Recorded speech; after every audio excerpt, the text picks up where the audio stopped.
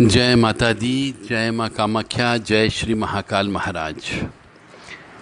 माँ भगवती जगत जननी की कृपा से और महाकाल महाराज की कृपा से देव राधा ट्रस्ट के द्वारा सत्यवाणी चैनल के माध्यम से आपको शमशान, मरघट और मसान, इसके ऊपर रहस्यमय ज्ञान दिया जा रहा है।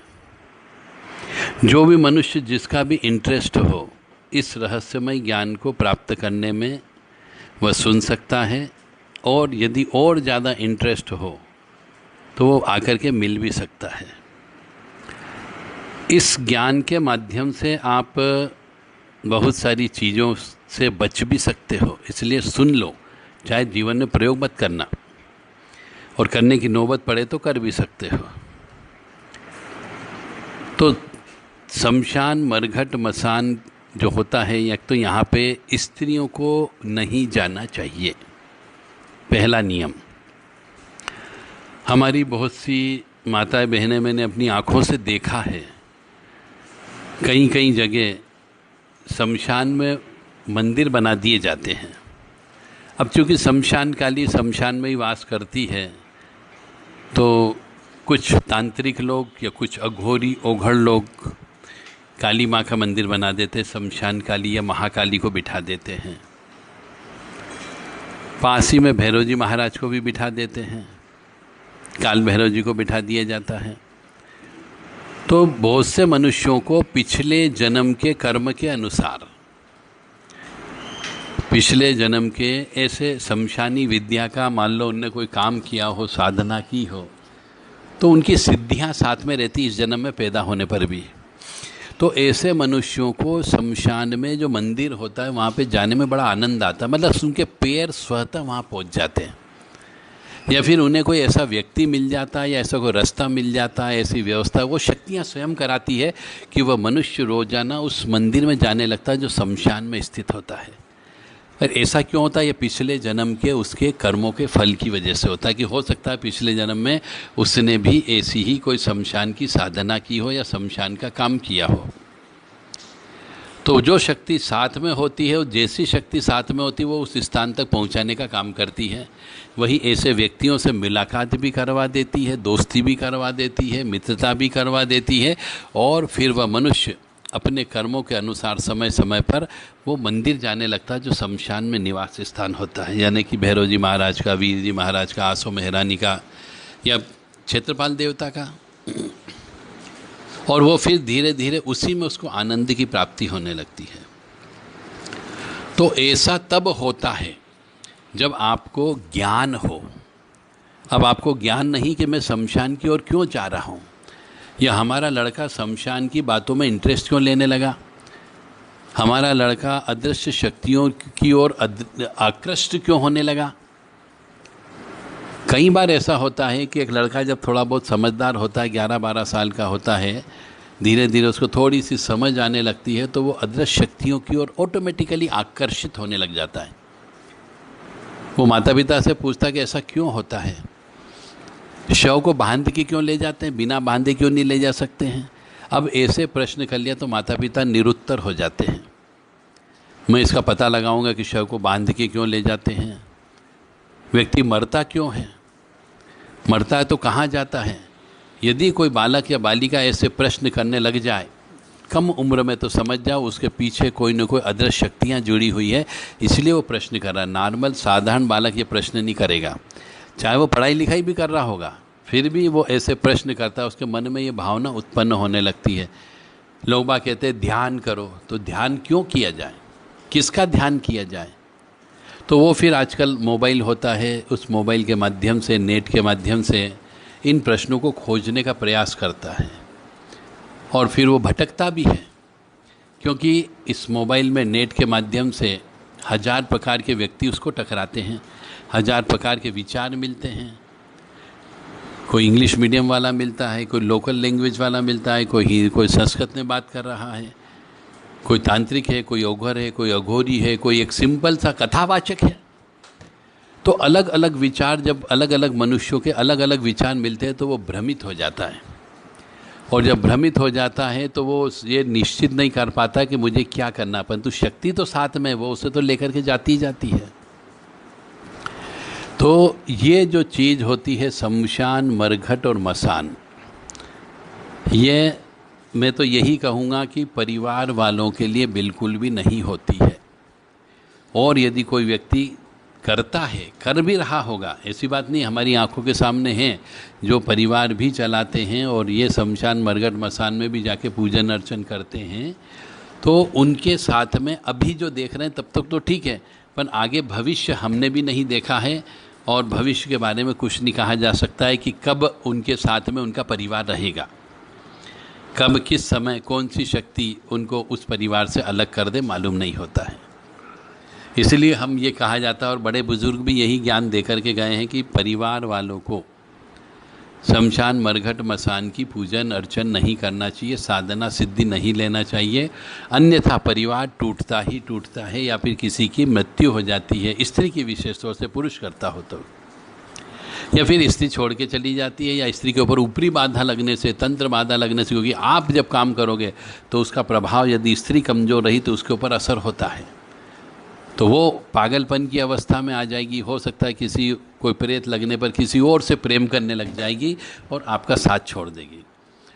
तो अधिकांशतः केसेस में ये देखा गया कि जो गुनिया लोग होते हैं, भोपा लोग होते हैं, ओझा लोग होते हैं, पंडा पुजारी होते हैं, इन लोगों की स्त्री यदि विवाह हो गया तो इन लोगों की स्त्री किसी और के साथ भाग जाती है। ये प्रैक्टिकल बात कर रहा हूँ। तो फिर निष्कर्ष ये निकल कर के आया है कि जो विवाह ही नहीं करें या अपने पत्नी बच्चों को छोड़ दें, ऐसे मनुष्य को ही शमशान मरघट मसान की पूजा करना चाहिए, अन्यथा आगे पीछे उसे विरह की अग्नि में तो जलना ही जलना है।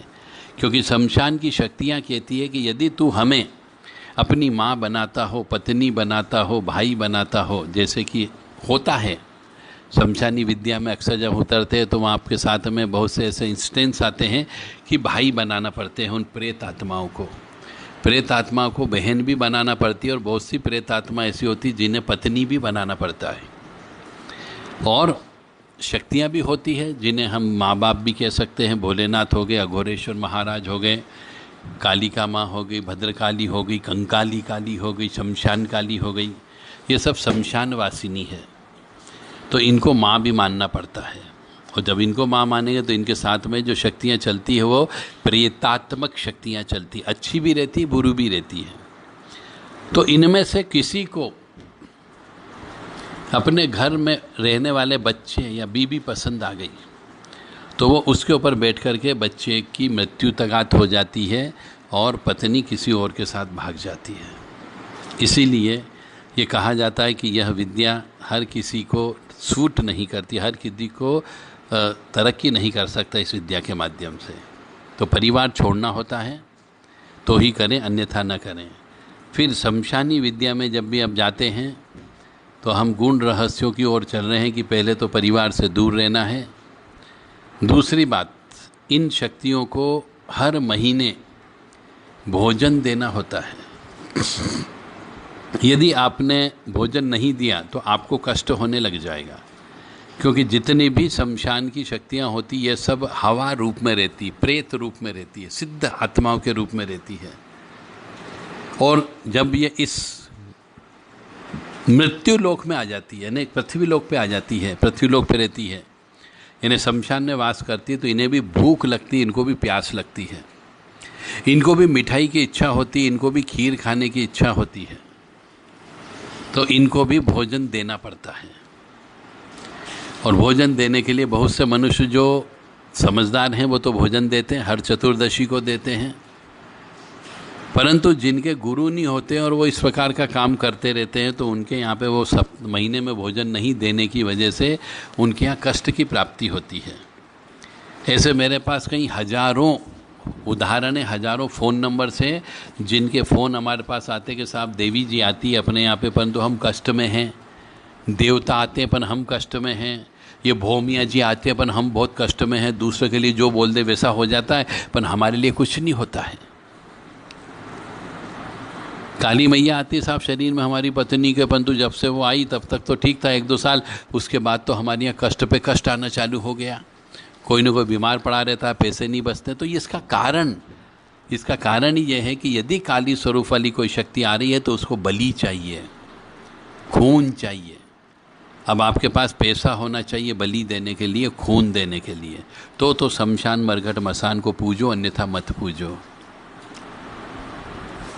और इसीलिए जब काली माँ किसी के शरीर में आने लगती है, चाहे वो किसी भी रूप में बोले अपने आप को कि भैया मैं तो दक्षिण काली हूँ, मैं कंकाली काली हूँ, मैं भद्रकाली हूँ, मैं महाकाली हूँ, या और भी किसी भी रूप में, लोकल भाषा की भाषा में भी कह सकते हैं, जो जीभ निकाल करके बाहर आती है उसे काली स्वरूप बोला जाता है।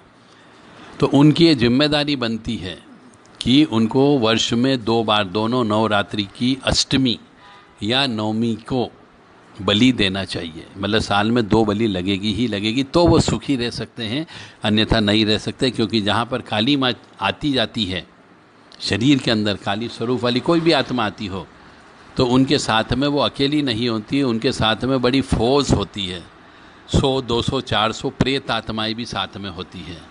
उसमें कुछ अच्छे भी होते हैं, कुछ बुरे भी होते हैं। हर आत्मा का अलग अलग नेचर होता है, जो मरते समय उसके समय विचार में रहा। कोई भोजन करते करते मर गया, कोई लड़ाई लड़ते लड़ते मर गया, कोई क्रोध करते करते मर गया, कोई एक्सीडेंट में मर गया, कोई धर्म की बात करते करते मर गया। तो मरते समय उस आत्मा में जैसे विचार रहते हैं वो आत्मा वैसी रहती है। इसीलिए कहते हैं कि मरते समय राम राम राम राम शब्द बोलो या सुनाओ उसको, मरते समय उसको भागवत जी सुनाओ, मरते समय गीता जी सुनाओ, ताकि उसकी मुक्ति शांति से हो सके, मर सके। क्योंकि वो जो सुनेगा मरते समय, जो कर्म करता मरेगा, वैसे ही उसकी भोग योनि होती है।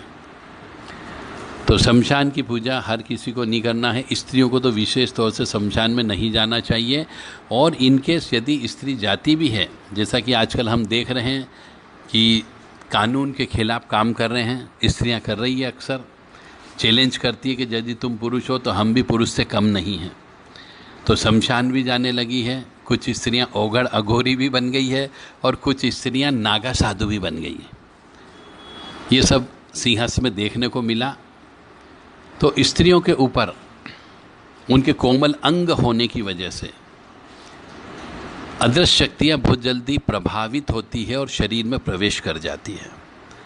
क्योंकि स्त्रियों को ईश्वर ने एक वरदान दिया हुआ है उनके मासिक धर्म रहने का। महीने में एक बार उनको अशुद्ध होना ही होना है, और जब वो अशुद्ध होगी तो उस दौरान उस स्त्री के ऊपर नकारात्मक ऊर्जा का प्रभाव बहुत ज़्यादा रहता है। और यदि स्त्री मासिक धर्म रहते हुए यदि शमशान चली जाती है तो ये मान करके चले उसकी ज़िंदगी खराब हो सकती है। क्योंकि बहुत सी ऐसी गंदी शक्तियाँ होती हैं शमशान में। अब गंदी शक्तियों का मतलब क्या? गंदी शक्ति का मतलब ये होता है कि यदि कोई स्त्री डिलीवरी के दौरान मर गई, बच्चा पैदा करते समय मर गई, या बच्चा पैदा करने के 2 दिन बाद मर गई, 8 दिन बाद मर गई, तो उसे अशुद्ध स्त्री कहा जाता है। ऐसी स्त्री मर गई, उस स्त्री की आत्मा जब उसको जलाया जाएगा तो शमशान में चली जाएगी उस शरीर के साथ में, तो वहाँ पर वो आत्मा निवास करती है, परंतु आत्मा अछूत आत्मा होती है। मतलब ऐसी स्त्री जो डिलीवरी के दौरान मर जाए वो पापी स्त्री कहलाती है। मतलब उसकी गति अच्छी नहीं होती है, मरने के बाद उसे बहुत कष्ट भोगना पड़ते हैं। डिलीवरी में मरना, या फिर कोई स्त्री मासिक धर्म के दौरान मर जाए किसी भी वजह से, चाहे बीमारी दुखी की वजह से मर जाए, चाहे हत्या कर ले, चाहे वो आग लगा ले, चाहे सांप काट ले, चाहे करंट लगने से मर जाए, चाहे पानी में डूबने से मर जाए, चाहे पहाड़ से कूदने से मर जाए, कोई हिंसक जानवर उसको खा ले, कैसे भी उसकी अकाल मृत्यु हो जाए, अशुद्ध अवस्था रहते हुए, यानी मासिक धर्म रहते हुए, रजस्वला रहते हुए, तो ऐसी आत्मा यदि शमशान पहुंच जाती है तो ऐसी आत्माओं को गंदी आत्मा कहा जाता है, अशुद्ध आत्मा कहा जाता है। तो यदि कोई अशुद्ध स्त्री, मासिक धर्म से युक्त स्त्री शमशान चली जाती है तो वहाँ पे जो अशुद्ध आत्माएं रहती वो उसके योनि मार्ग से उसके शरीर में प्रवेश कर जाती है। और फिर जब वह स्त्री घर आ जाती है तो उसके बच्चे पैदा होना बंद हो जाते हैं। वो गर्भ में बच्चे को आने ही नहीं देती है और फिर कहते हैं कि साहब हमारे पास जो बच्चे पैदा नहीं हो रहे हैं। और आजकल की हम जो आधुनिक स्त्रियों को देख रहे हैं, लड़कियों को देख रहे हैं कि वो अपने माता पिता या भाई, यदि उनका कोई लड़का नहीं है तो माता पिता भाई का दाह संस्कार भी करने लगी है। तो यदि कोई स्त्री दाह संस्कार करती है किसी का भी जो शास्त्र के खिलाफ है, तो धर्म तो उसे सज़ा देगा ही देगा, अदृश्य शक्तियाँ उसे सज़ा देगी, वो अलग बात है। कुल देवी देवता सज़ा देंगे, पितृ देवता भी सज़ा देंगे, क्योंकि पितृ देवता और कुल देवी देवता आज के नहीं बने, ये हजारों साल पुराने की परंपरा परिपाटी और प्रथा चली आ रही कि कुल देवी देवता होते ही होते हैं और पितृ देवता भी होते हैं। तो जब कुल देवी देवता और पितृ देवता दोनों सजा देंगे उस स्त्री को जिसने अपने बाप को या अपनी माँ को या अपने किसी परिवार के सदस्य को मुखाग्नि दी, तो ऐसी स्त्री का वैवाहिक जीवन बर्बाद हो जाता है। पहली बात, सबसे पहले उसका वैवाहिक जीवन टिकने नहीं दिया जाता है, इतनी ऊपरी बाधा उसके ऊपर लगा दी जाती है कि वो साधारण जिंदगी जी ही नहीं सकती। फिर वह चरित्रहीन हो जाती है और तरह तरह की उसे बीमारियां दे दी जाती, गुप्त बीमारियां दे दी जाती, गुप्तांग से संबंधित बीमारियां दे दी जाती है, या फिर किडनी कैंसर, या फिर बार बार बाल तोड़ होना, इस प्रकार की अदृश्य बीमारी दे दी जाती है। डॉक्टर के पास इसका कोई इलाज नहीं होता है, उसे भोगना पड़ता है कि तुमने अग्निमुख क्यों दिया, या फिर पैरालिसिस हो जाएगी। अब विवाह नहीं होगा और पैरालिसिस अटैक आ गया तो बिस्तर पर पड़ना तो कौन संभालेगा, उसे भोगना है। मतलब मूत्राशय में भी रहना है और शौचालय में भी पड़े रहना है उसे। परंतु ये नहीं समझेंगे तो कष्ट भोगने के लिए तैयार हैं। तो स्त्रियों को शमशान नहीं जाना चाहिए, क्योंकि उनका शरीर कोमल होता है और आत्मा भी कोमल होती है। और जो है मासिक धर्म की अवस्था का होना। तीसरी बात है, स्त्रियों को बाल खुले करके नहीं, शमशान में नहीं जाना चाहिए। अपन फैशन के चलते बाल खुले करके भी जाती है, सेंट भी लगाती है, और कुछ जगह तो मैंने देखा है कि शमशान के बीच से रास्ता निकलता है। एक जगह जाना है कहीं पे तो शमशान ऐसी जगह बना हुआ है कि सीधे हाथ तरफ भी डेड बॉडी जल रही है, उल्टे हाथ तरफ भी डेड बॉडी जल रही, बीच में रास्ता है, उस रास्ते से होकर के वो अपने घर तक जा रही है, उस रास्ते को पकड़ रही है, और लड़की है, स्त्रियां हैं। तो वहाँ से गुजरने वाली ऐसी बहुत सी माता बहनें, उनका जीवन बर्बाद हो गया। तो स्त्रियों को शमशान नहीं जाना चाहिए, स्त्रियों को बाल खुले करके शमशान में बिल्कुल नहीं जाना चाहिए, और मुखाग्नि बिल्कुल नहीं देनी चाहिए। स्त्रियों को अपने सिर भी नहीं मुंडवाना चाहिए, जैसे कि वो लड़कों की बराबरी करके कहती कि हमारा सिर भी मुंडवाएंगे हम तो समाज है कुछ नहीं बोलता उस समय पे, ना पंडित जी कुछ बोलते, बोले जो करना हो करो, भुगते की खुद, ये बोल करके मन ही मन में सब व्यक्ति जो जलाने आए हैं वो भी ये बोल करके कि ये अपना कर्म कर रही, ये खुद जाने। यानी हर मनुष्य को अपने अपने कर्मों का फल भोगना पड़ता है। जैसा कर्म करके हम यहाँ जा रहे हैं, जैसे पुण्य की या पाप की खेती हम इस जीवन में बो रहे हैं, जिसका फल हमें अगले जन्म में प्राप्त होना है।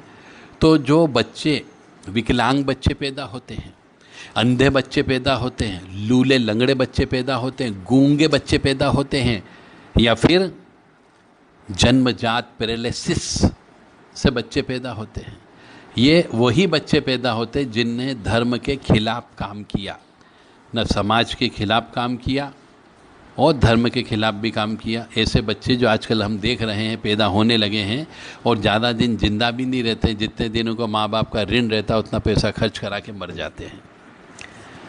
तो शमशानी विद्या में इन महिलाओं को नहीं आना चाहिए, और आती है तो वो उसका कर्म वो भुगतेंगे। उसके लिए शुद्धता, स्वच्छता, पवित्रता का ध्यान अवश्य रखना चाहिए शमशान की विद्या यदि सीख रहे हैं तो। और शमशान में जब भी हम जाते हैं तो बहुत से लोगों ने शमशान में डरा रखा है मनुष्यों को, साधक लोगों को डरा रखा है। तो बहुत से मनुष्य साधना करना भी चाहते तो कर नहीं पाते डर की वजह से।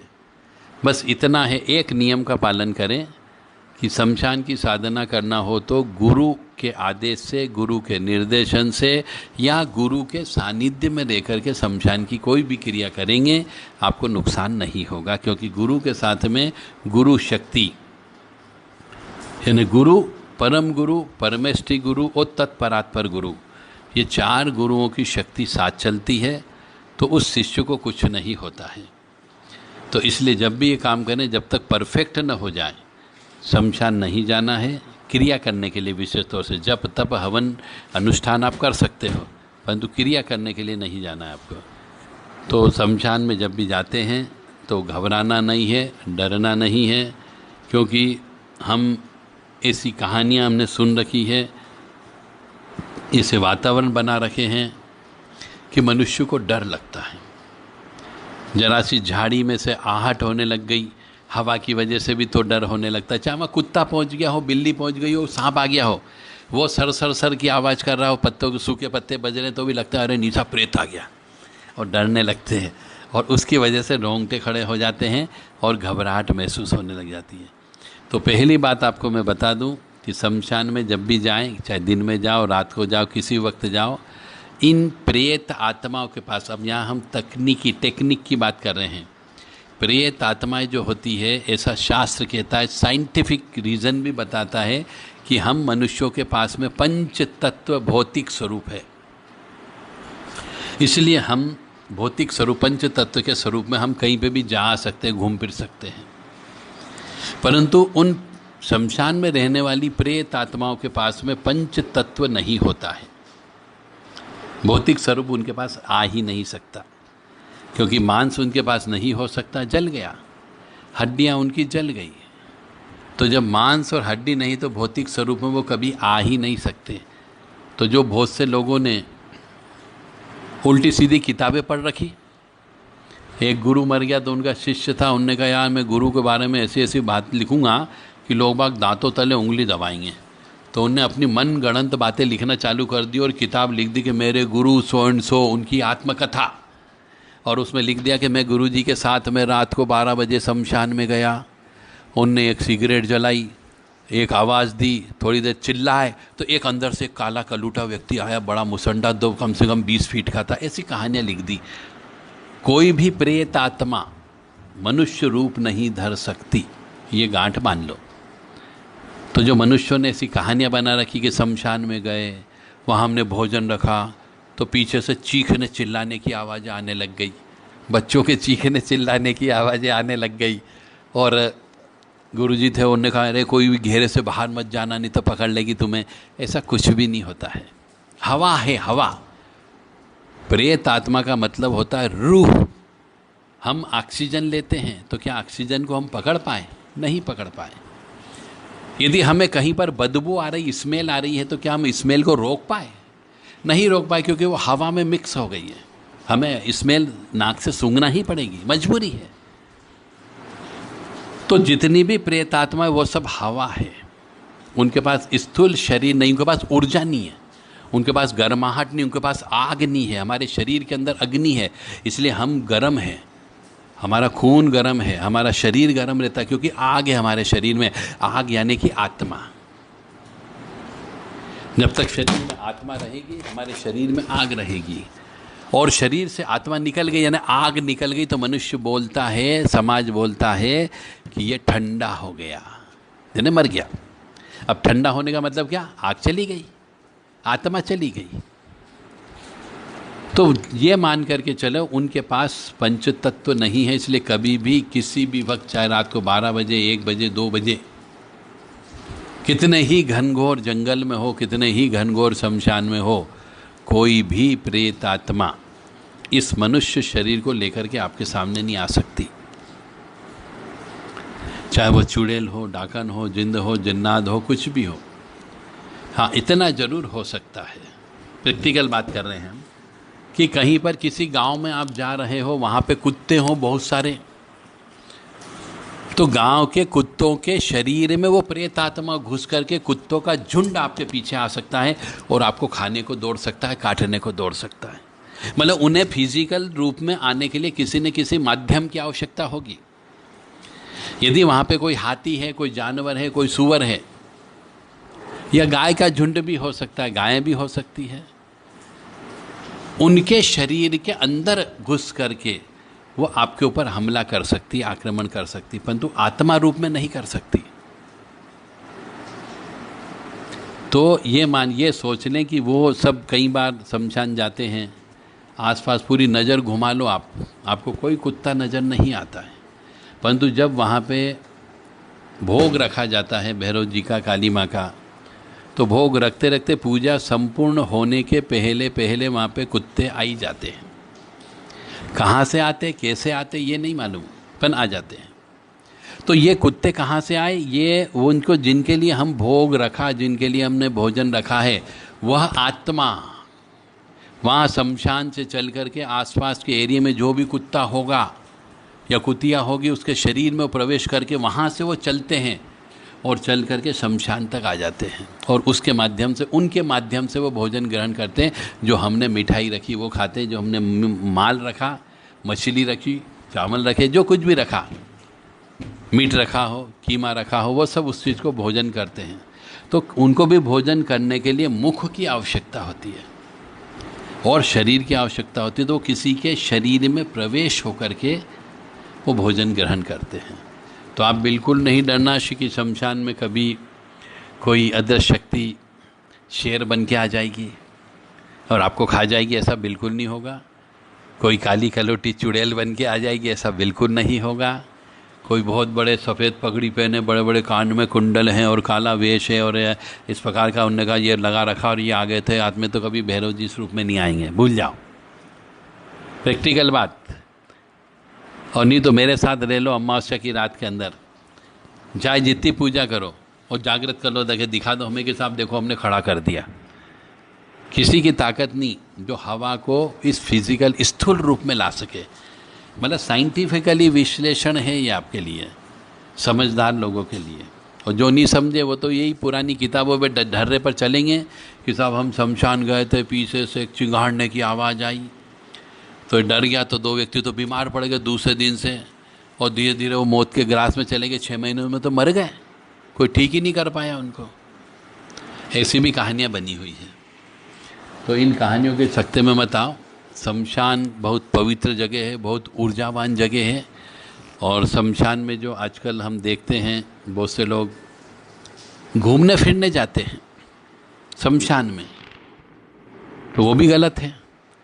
मैं एक ऐसे शहर में गया था जिस शहर में 2 ही तरफ शमशान, लेफ़्ट राइट, और बीच में सवेरे सवेरे घूमने की रोड बनी हुई है कि मॉर्निंग वॉक करते हैं साहब, इवनिंग वॉक करते हैं इसके ऊपर, तो वो भी गलत है बिल्कुल।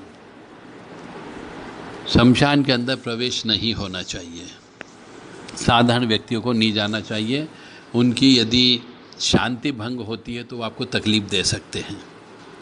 तो शमशान में सिर्फ शव जलाना वहाँ तक हो तो उनके साथ जाइए, वापस आ जाइए। और साधना करने वालों के लिए तो जप तप करने की जगह होती है, जप तप करें। तो शमशान में जब भी जाते हैं, जप तप करना हो, साधना सिद्धि लेना हो, तो आपको नींबू हमेशा अपने साथ में रखना चाहिए, क्योंकि नींबू को बलि का प्रतीक माना गया है। क्योंकि नींबू के अंदर जो खटास होती है, खटाई होती है और बीज होते हैं, और उसके अंदर बारीक बारीक जो तंतु होते हैं, ये तंतु और ये बीज और ये सब चीज़ मिलकर के एक जीवित प्राणी की कल्पना होती है। इसीलिए अदृश्य शक्तियाँ जिसके शरीर में आती है, प्रेत, चुड़ैल, डाकन, जिन, जन्नात, ये नींबू जरूर खाते हैं। और नींबू खाने का मतलब भी यही है कि उन्हें एक बलि ले ली, वो संतुष्ट हो जाते हैं कि हाँ मैंने एक बलि कर दी, यानी एक का खून चूस लिया मैंने। इसलिए नींबू काट करके नीचे हो जाता, बलि स्वरूप दी जाती, भेंट दी जाती उनको, भैया बलि ले लो और हमें बख्शो। तो शमशान जब भी जाएं तो नींबू आपको ले जाना चाहिए, जायफल भी साथ में ले जाना चाहिए, क्योंकि जायफल भैरव महाराज की बहुत ही प्रिय वस्तु मानी जाती है। नींबू काली माँ की बहुत ही प्रिय वस्तु मानी जाती है, क्योंकि काली माँ को बलि बहुत प्रिय होती है। तो पहला नियम तो यहाँ पे ये आता है कि यदि शमशानी विद्या में उतर रहे हो तो बलि देंगे ही देंगे ऐसा संकल्प आपको लेना है तो शमशान की विद्या में उतरो, अन्यथा मत उतरो। यदि आप बलि से घृणा करते हो तो इस लाइन में एक कदम भी आगे मत बढ़ो, अन्यथा आगे जाने पर आपको नुकसान होगा, क्योंकि आप जिन शक्तियों को बुलाओगे उन शक्तियों के लिए रास्ता वन वे होता है। ऐसा हमारी कई अदृश्य शक्तियों से बातचीत हुई, वो यही कहती है कि बेटा हमारा जो रास्ता है ये वन वे है, वन वे सिस्टम। हम ब्रह्मांड से आ तो जाते हैं, तुम जब मंत्र जप करोगे, हवन पूजन करोगे, ऊर्जा उत्पन्न करोगे, तो यहाँ से जो तरंगे चलेगी वो तरंगे ब्रह्मांड में जाके हमारी तरंगों से मिलती है। हमें आना ही पड़ता है, और एक बार जब आ गए तो हम वापस नहीं जा सकते ब्रह्मांड में।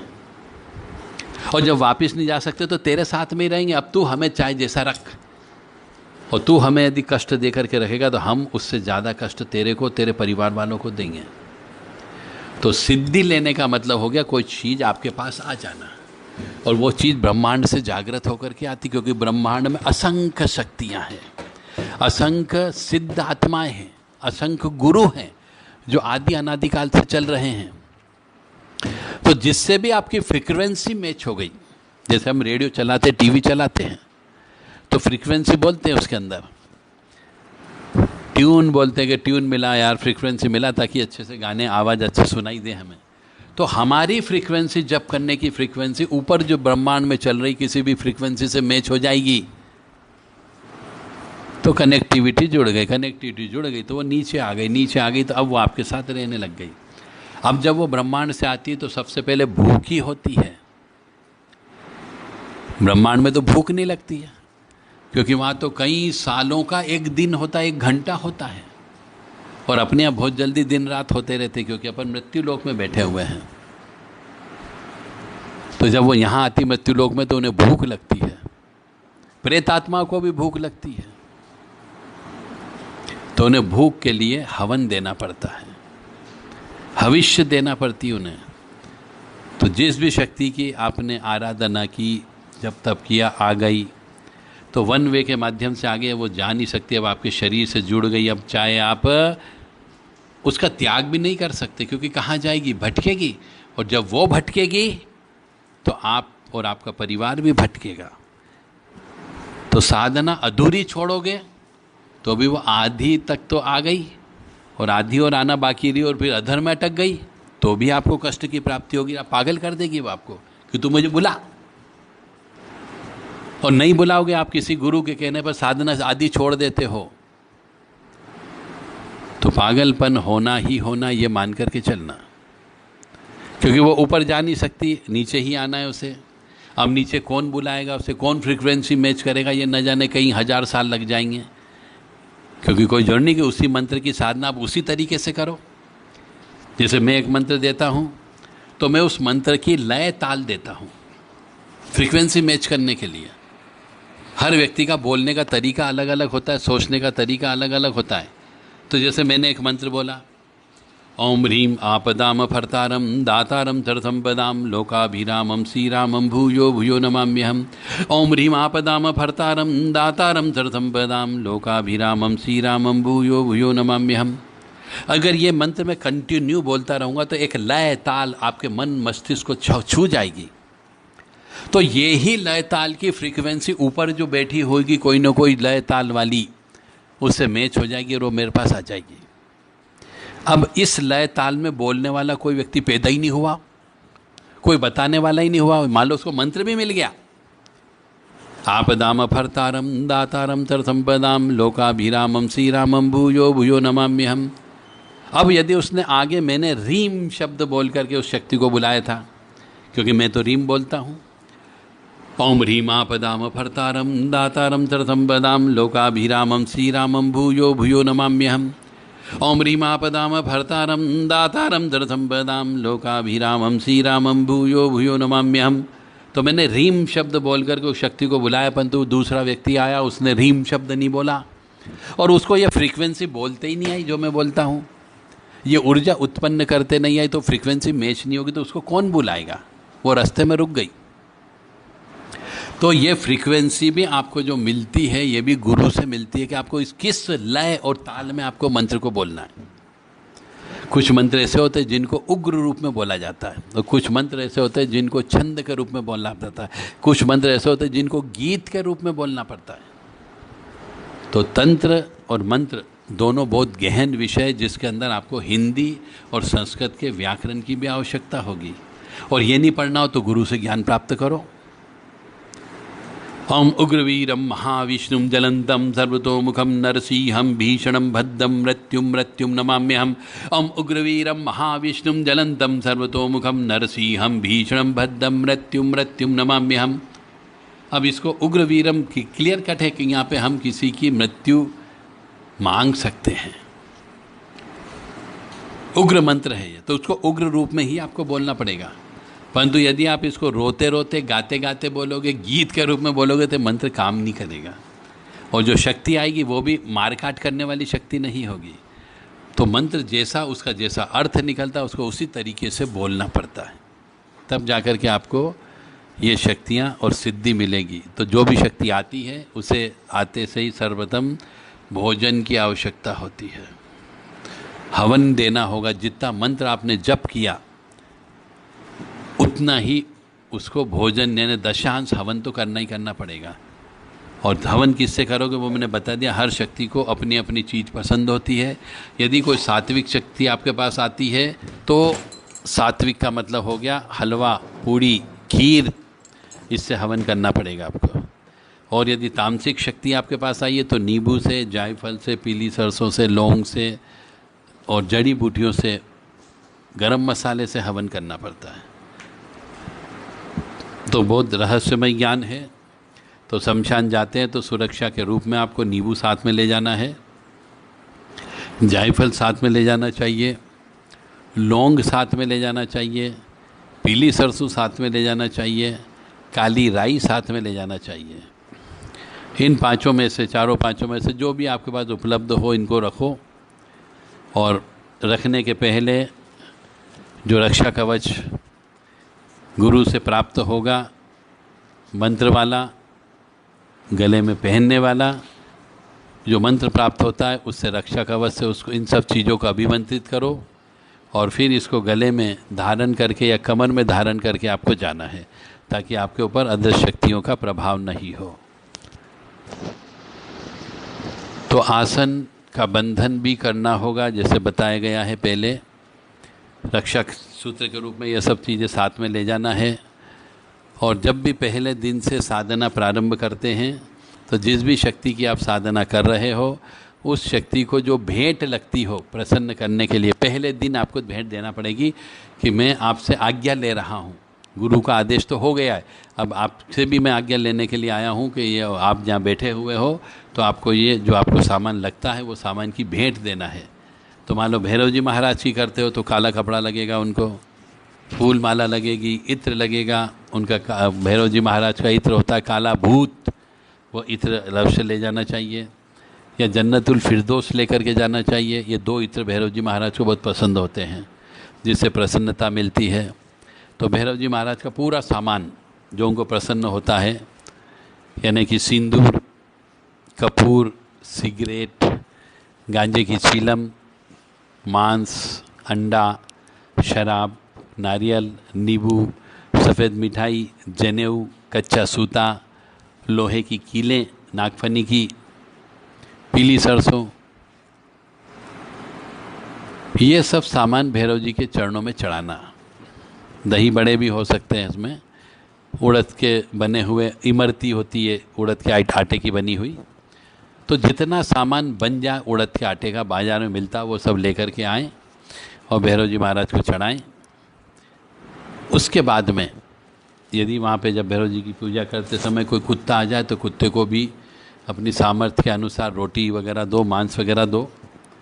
उसके बाद में आप पूजन अर्चन करने के लिए बैठ जाएं, ध्यान पे बैठ जाएं, साधना करने के लिए बैठ जाएं, मंत्र जप करने के लिए बैठ जाएं। अब चूँकि सिर्फ भैरव जी की करोगे तो दूसरी शक्तियों को भी एक एक नींबू तो आपको देना ही देना है। तो जब भी शमशान में जाएं 25-30 नींबू साथ में लेके जाएं। एक काली माता जी के नाम से नींबू काट के निचो देना चाहिए, एक भैरव जी महाराज के नाम से काट के निचोड़ना चाहिए, क्षेत्रपाल देवता के नाम से निचोड़ करके रखना चाहिए। और एक नींबू मसान के नाम से भी काटना चाहिए, अघोरेश्वर महादेव के नाम से भी काटना चाहिए। ओम अघोराय घोरतमाय महारौद्राय वीरभद्राय ज्वालामालिने, ये अघोरेश्वर महाराज का मंत्र है।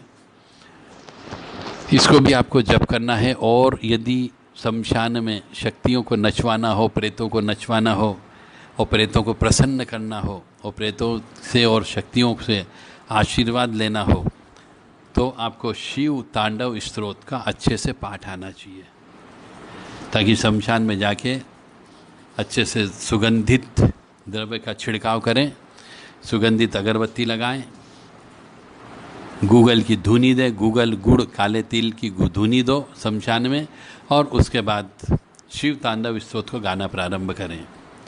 तो इससे प्रेत नाचते हैं, शक्तियाँ नाचती हैं और उन्हें बड़ा अच्छा लगता है। मतलब सबसे अच्छी स्तुति यदि शमशान में बोलने वाली और शमशान की शक्तियों को प्रसन्न करना हो तो शिव तांडव स्तोत्र बोलना चाहिए। इससे शमशान में रहने वाले A to Z सभी प्रकार की शक्ति, चाहे वो मसान हो, चाहे वो कच्चा मसान हो, चाहे पक्का मसान हो, चाहे वो भैरव जी हो, चाहे वीर हो, चाहे वो क्षेत्रपाल हो, चाहे वो देवी हो, चाहे वो यक्षिणी हो, यक्ष गंधर्व किन्नर भी हो सकते हैं, सभी शक्तियाँ वहाँ पे प्रसन्न होती हैं। तो कंठस्थ करना है, क्योंकि ये लाइन भी उतरने का मतलब है आप बहुत कठिन पढ़ाई कर रहे हो, ऐसा मान करके इन सब चीज़ों को याद करना है। जटाट विगल जजल प्रवाह पावितस्थले गले वलंब लंबितंबुजंग तुंग मालिकम डमड डमड डमड डमन्ना डवड डमरवयम जकार चंड तांडवम तनोतु न शिव शिवम। तो जो भी मंत्र बोले, जो भी स्तुति बोले, उसके अक्षर शब्द क्लियर होना चाहिए। हमने कई मनुष्यों को देखा है, तो मंत्र बोल रहे हैं, स्तुति बोल रहे हैं, आधे तो मुंह के अंदर ही बोल रहे हैं, समझ में नहीं आ रहा क्या बोल रहे हैं। ना कोई उनका राग है, तो आनंद की उत्पत्ति नहीं होगी तो वहाँ क्या नाचेंगे। तो जो भी वहाँ पे बोला जाए, चाहे स्तुति बोले, चाहे देख के बोलो, कोई दिक्कत नहीं, परंतु अक्षर स्पष्ट होना चाहिए। और राग, फिर वही बात आ गई राग के ऊपर कि उसकी लय ताल वैसी होना चाहिए जैसी वहाँ पे चाहिए, 3 ताल वैसी राग होना चाहिए। तो आपको बहुत सारी चीज़ों का ज्ञान रखना पड़ेगा, केवल एक चीज़ से काम नहीं चलेगा कि भैया हम तो मंत्र जप कर ले। हमारे सामने तो ऐसे भी आए कि 10-10, 20-20 लाख जप कर लिए उन लोगों ने और सुरूर पैदा नहीं हुआ। तो 10-20 लाख मंत्र जप करने की जरूरत नहीं, त्याग चाहिए। मैं बार बार शब्द यूज़ कर रहा हूँ, सेक्रीफाइस। दिल से त्याग करो, आत्मा से त्याग करो, और जो उनको चाहिए दो। कि घर बैठे मंत्र जप करने से कुछ नहीं होगा, नदी में बैठ के जप करने से कुछ नहीं होगा। आपने क्या दिया? सिर्फ समय दे दिया। अरे हर व्यक्ति को भोजन लगता है, भोजन देना पड़ेगा। और भोजन का मतलब हो गया आग जला करके अग्नि में जलाना। तो अदृश्य शक्तियों को हवा के माध्यम से, धुएं के माध्यम से, खुशबू के माध्यम से वो तृप्त होती है। इसलिए हवन सामग्री खुशबूदार प्रयोग करना चाहिए, मतलब जड़ी बूटी वाली प्रयोग करना चाहिए, जिससे वो भी शक्तियाँ भी तृप्त हो जाए। तो 9 ग्रह की 9 लकड़ी होती, उनको चूरा पीस लो। 10 महाविद्या की 10 देवियों की 10 शक्ति की 10 लकड़ियाँ होती, पेड़ होते हैं, उनकी छाल लेकर के आ जाओ, उनकी पत्ती ले लो, उनके फूल ले लो, उनके फल ले लो, उनकी जड़ ले लो, मिलती हो तो। 9 देवियाँ होती है हमारे इसमें, नवरात्रि बोलते हैं। 9 देवियों की 9 लकड़ियाँ होती है, 9 वृक्ष होते हैं, उनकी लकड़ी भी लेकर के आके उसमें डालो ताकि सुगंध उत्पन्न हो। तो हवन सामग्री भी सुगंधित होनी चाहिए। तो जितनी हवन की सामग्री जलाने पर जो सुगंध उत्पन्न होती, वो सुगंध ही प्रेत लोगों का भोजन होता है।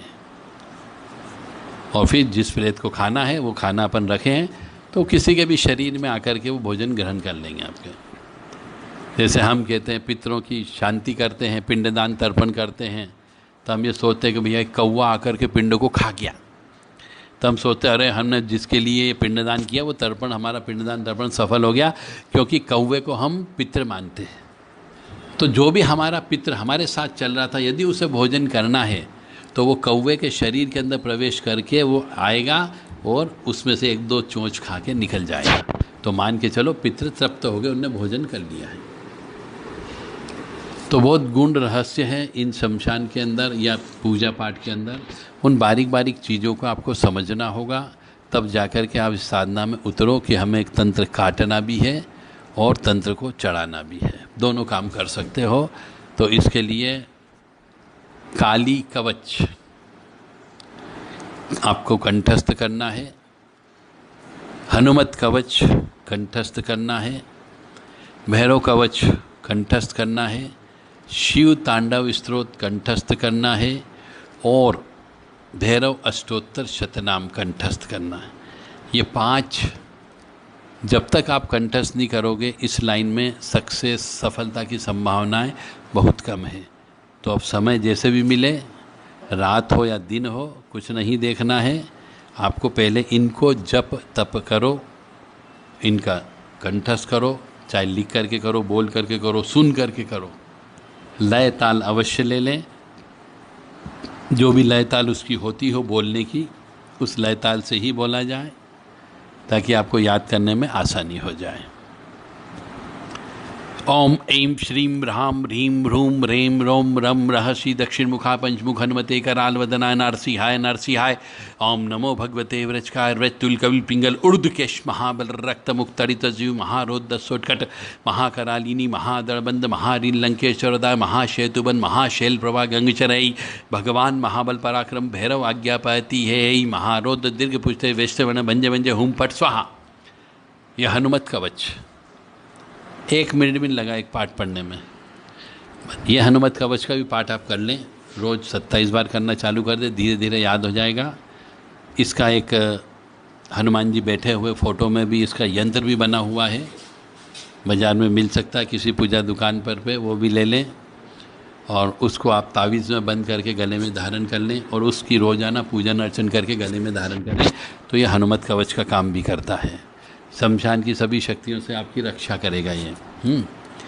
तो इस प्रकार से ये शमशान के अंदर क्या लेकर के जाना चाहिए, स्त्रियों को क्यों नहीं जाना चाहिए, जाती है तो क्या प्रॉब्लम हो सकती है, पुरुष भी यदि जाता है तो उसे किन किन बातों का ध्यान रखना चाहिए, शमशान में जाए तो पेशाब शमशान में नहीं करना चाहिए, शमशान में हंसी ठिठोली नहीं करनी चाहिए, शमशान के अंदर मलगम बलगम जो भी यदि निकलता हो खकार वगैरह तो वो भी नहीं करना चाहिए, क्योंकि आपको नहीं मालूम कौन से कोने में, कौन सी जगह, किस पौधे के आसपास कौन सी प्रेतात्मक शक्तियाँ वहाँ बैठी हुई है। इसलिए उन शमशान की बाउंड्री के बाहर निकल करके ही आपको यूरिन करना है, इस बात का ध्यान रहे। या फिर जो यूरिन का कोई स्थान बना हुआ हो तो वहीं पर जा कर के ही करें, इधर उधर वहाँ पे ये काम नहीं करना चाहिए। शमशान में जा कर के सिगरेट नहीं पीनी चाहिए, शमशान में जा कर के मिठाई नहीं खानी चाहिए, शमशान में जा कर के और कोई भी ऐसा भोजन शब्द जो यहाँ तक आ जाता है भोजन नहीं करना चाहिए। शमशान में जाकर के बैठ कर के शराब भी नहीं पीनी चाहिए, अन्यथा शराब के माध्यम से, सिगरेट के धुएं के माध्यम से बहुत सी शक्तियाँ शरीर के अंदर प्रवेश कर जाती हैं। तो बहुत से लोग कहते हैं ना कि हमें धुएं से भेजा गया। अब धुएं से भेजने का मतलब क्या? सिगरेट जलाई, सिगरेट जलाने के बाद सिगरेट पे उसने उस शक्ति को बिठाया जो सिगरेट लेने वाली थी, उसको सिगरेट का आनंद दिया और उसको बोल दिया कि ये धुआं छोड़ रहा हूँ मैं, जा उसके ऊपर भी आके बैठ जा, नाम बता दिया, माँ का नाम बता दिया, फ़ोटो बता दिया, एड्रेस बता दिया, उस घर पे आ जाती है वो सिगरेट लेकर के, यानी धुएं में बैठ करके आ जाती है। तो फिर वो धुएं पे बैठ के ही जाती है, सिगरेट पे बैठ करके ही जाती है। तो इस प्रकार की बहुत सारी तरीके होते हैं भेजने के, वो आपको आगे बाद में बताए जाएंगे। जय माता दी, जय माँ कामाख्या, जय श्री महाकाल महाराज, माँ भगवती जगत जननी आप सबको सुखी रखे, स्वस्थ रखे, प्रसन्न रखे, यश दे, कीर्ति दे और मान सम्मान दे और विशेष तौर से सद्बुद्धि प्रदान करे और अच्छा स्वास्थ्य प्रदान करें। कामाख्ये वरदे देवी नीलपर्वतवासिनी तम देवी जगत माता योनि मुद्रे नमस्तुते। कामाख्ये काम संपन्ने कामेश्वरी हर प्रिये काम नाम देहि में नित्यम कामेश्वरी नमस्तुते। कामदे काम रूपस्ते सुभगे सुरसेविते करोमि दर्शन देव्यम सर कामार सिद्धयेत। ओम महेशानी महामाये चामुंडे मुंडमालिनी आयु आरोग्य ऐश्वर्य देहि में देवी परमेश्वरी। ओम जयंती मंगला काली भद्रकाली कपालिनी दुर्गा क्षमा शिवा धात्री स्वाहा सदा नमस्तुते। ओम सर्वमंगल मांगल्ये शिवे सर्वासादिके शरण्ये त्र्यंबके गौरी नारायणी नमस्तुते। दुर्गति नाशिनी दुर्गा जय जय, काल विनाशिनी काली जय जय, उमा रमा ब्रह्माणी जय जय, सीता राधा रुक्मणी जय जय, महालक्ष्मी नमस्तुभ्यं नमस्तुभ्यं सुरेश्वरी, हरिप्रिये नमस्तुभ्यं नमस्तुभ्यं दयानिधि, काली काली महाकाली काली के पापनाशिनी, खड़ग हस्ते मुंड हस्ते काली काली नमस्तुते। काली काली महाकाली काली के परमेश्वरी, सर्वानंद करी देवी नारायणी नमस्तुते। नीर हार हार धन सार सुधा करम भा कल्याणम दा कनक चंबक दाम्भूषाम, उत्तुंग पिन्न कुच कुंभ मनोहरांगी वाणी नमामि मनसा वत्सा विभूत्ये। ओम ऐं सरस्वत्ये नमः, ओम ह्रीं दुंदुर्गाय नमः। या जल जल प्रज्वल अग्नि रूपाय, ओम हौं ह्रीं सिं ज्वाला देवी नमो नमः। देवी प्रपन्नताति हरे प्रसीद प्रसीद मातर्ग जोखिलस्य, प्रसीद विश्वेश्वरी पाहि विश्वं तमीश्वरी देवी चराचरस्य। योनि मात्र शरीराय कुंजवासिनी कामदा, रजस्वला महातेजा कामाक्षी ध्यायतां सदा। काम प्रिया कामरता कामा काम स्वरूपिणी, कामिनी कामिनी काम्या कामुका कामचारिणी, काम बीज स्थिता काम पीठ निवासिनी, कामदा कामहा काली कपाली करालिका। या देवी सर्वभूतेषु शक्तिरूपेण संस्थिता, नमस्तस्यै नमस्तस्यै नमस्तस्यै नमो नमः। या देवी सर्वभूतेषु मातृरूपेण संस्थिता, नमस्तस्यै नमस्तस्यै नमस्तस्यै नमो नमः। या देवी सर्वभूतेषु लक्ष्मी रूपेण संस्थिता, नमस्तस्यै नमस्तस्यै नमस्तस्यै नमो नमः।